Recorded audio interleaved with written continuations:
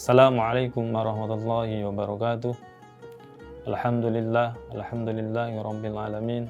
Wassalatu wassalamu ala asyrafil anbiya wal mursalin sayyidina wa maulana Muhammadin wa ala alihi wa sahbihi ajma'in. Qala Allah ta'ala fi kitabil karim. Bismillahirrahmanirrahim. Syahrul Ramadan alladzi unzila fihi al-Qur'anu hudan lin-nas wa bayyinatin minal huda wal furqan.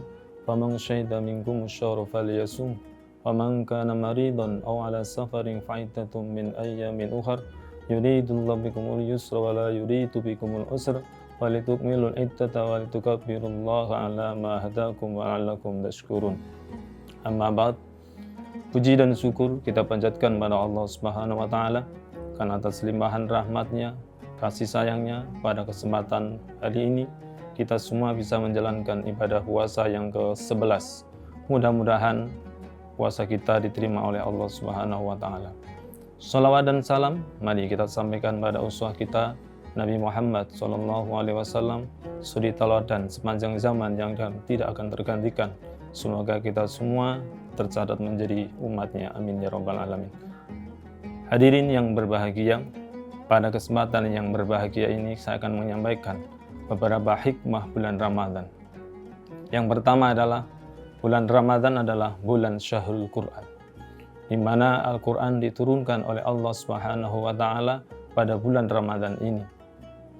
Karena Al-Quran adalah menjadi pedoman hidup bagi umat manusia, oleh karena itu kita sebagai pemeluk agama Islam harus selalu menggunakan Al-Quran menjadi pedoman hidup kita. Ramadan adalah bulan di mana diturunkannya Al-Quran. Oleh karena itu, pada bulan Ramadan ini kita tidak asing. Di masjid-masjid, di musola-musola akan terdengar suara bacaan Al-Quran. Karena memang bulan Ramadan ini sangat dianjurkan untuk memperbanyak membaca Al-Quran. Al-Quran yang pertama kali diturunkan oleh Allah dalam surat Al-Alaq, yaitu perintah oleh Allah SWT agar kita memperbanyak membaca ayat-ayat Allah, ayat-ayat kauniyah maupun ayat-ayat qauliyah. Yang pertama adalah perintah untuk membaca dan membaca semua ilmu oleh Allah Subhanahu wa taala. Yang kedua adalah bulan Ramadan ini adalah Allah membuka pintu-pintu surga dan menutup pintu-pintu neraka. Maksudnya adalah bahwa dibukanya pintu-pintu surga adalah bahwa Allah melipat gandakan, membuka semua amal ibadah kita akan dilipat gandakan oleh Allah, dan Allah menutup pintu-pintu neraka dalam arti pintu maksiat itu ditutup untuk tidak dijalankan. Yang ketiga adalah bulan penuh berkah, bulan penuh ampunan. Bulan Ramadan ini adalah bulan yang luar biasa, banyak keberkahan, banyak ampunan. Ibadah sunnah dihitung menjadi pahala wajib dan wajib dilipat gandakan oleh Allah Subhanahu wa taala. Oleh karena itu, mari kita gunakan bulan Ramadan ini, bulan yang penuh ampunan ini, kita gunakan dengan sebaik-baiknya untuk memperbanyak zikir, ingat kepada Allah, dan memperbanyak membaca Al-Quran untuk berzikir kepada Allah Subhanahu wa taala. Yang selanjutnya adalah hikmah bulan Ramadan adalah dilipat gandakannya pahala-pahala. Pahala kita dilipat gandakan oleh Allah.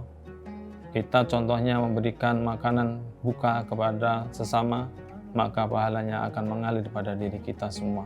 Karena ini adalah keberkahan bulan Ramadan. Yang selanjutnya adalah di mana bulan Ramadan ini ada malam 1000 bulan yang tidak dimiliki oleh umat-umat terdahulu. Ini hanya dimiliki oleh umatnya Rasulullah SAW, di mana yang kita kenal dengan malam Lailatul Qadar. Barang siapa yang mendapatkan malam Lailatul Qadar adalah orang yang sangat beruntung, karena pahalanya dihitung sama saja dengan 83 bulan. Itulah dinamakan malam 1000 bulan. Yang selanjutnya adalah di bulan Ramadan ini Allah akan mengabulkan doa-doa. Wa idza salaka ibadi anni qarib fa inni ujibu da'watad da'i idza da'an falyastajibu li wal yu'minu bi la'allahum yarshudun. Allah akan mengabulkan doa-doa dari hamba-hambanya, apalagi ini adalah bulan Ramadan. Ada 3 golongan doa yang tidak ditolak oleh Allah Subhanahu wa taala. Yang pertama adalah orang yang menjalankan ibadah puasa. Yang kedua adalah doa para pemimpin yang adil. Yang ketiga adalah doa orang yang terzalimi. Mudah-mudahan doa kita di bulan Ramadan ini akan diijabahi oleh Allah Subhanahu wa taala. Yang ketujuh adalah bulan Ramadan ini adalah bulan di mana mengajarkan kepada kita yaitu akan arti kesabaran dan ketakwaan. Benar kita diajarkan oleh Allah Subhanahu wa taala dengan kesabaran. Di pagi hari, dari pagi sampai menjelang maghrib, kita ditahan untuk tidak makan. Makan bukan karena tidak ada yang dimakan, tetapi hanya sekedar untuk menahan. Pada waktunya kita akan makan juga. Benar-benar dilatih kesabaran kita oleh Allah Subhanahu wa taala. Dan juga diajarkan akan arti ketakwaan. Bahkan tujuan utama diperintahkan puasa adalah untuk meningkatkan ketakwaan kita kepada Allah Subhanahu wa taala. Imam Qushairi menerjemahkan arti takwa yang pertama adalah yaitu tawadhu. Jadi orang bertakwa itu harus tawadhu. Kalau saya sering mencontohkan adalah kita belajar dengan filosofi padi. Semakin berisi maka akan semakin merunduk. Seharusnya orang yang semakin berilmu, orang yang sering menjalankan ibadah puasa, harusnya semakin tawadhu. Kun fariyan wala takun fakisan. Kita belajar dari filosofi padi.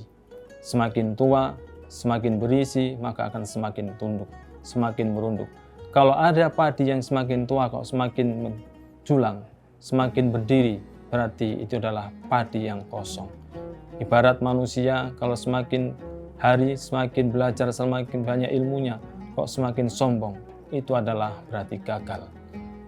Yang kedua adalah Imam Qushairi mengatakan qanaah. Qanaah adalah menerima apa yang diberikan oleh Allah Subhanahu wa taala. Menerima bukan berarti tidak berusaha.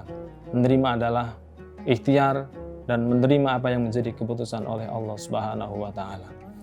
Yang ketiga adalah wawu. Wawu artinya adalah wirangi.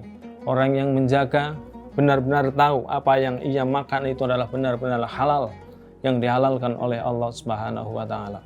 Jadi orang wirangi adalah orang yang sangat hati-hati.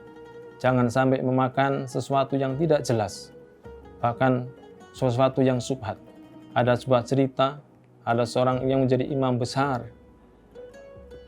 Ini adalah hasil kewiraingannya adalah oleh orang tua.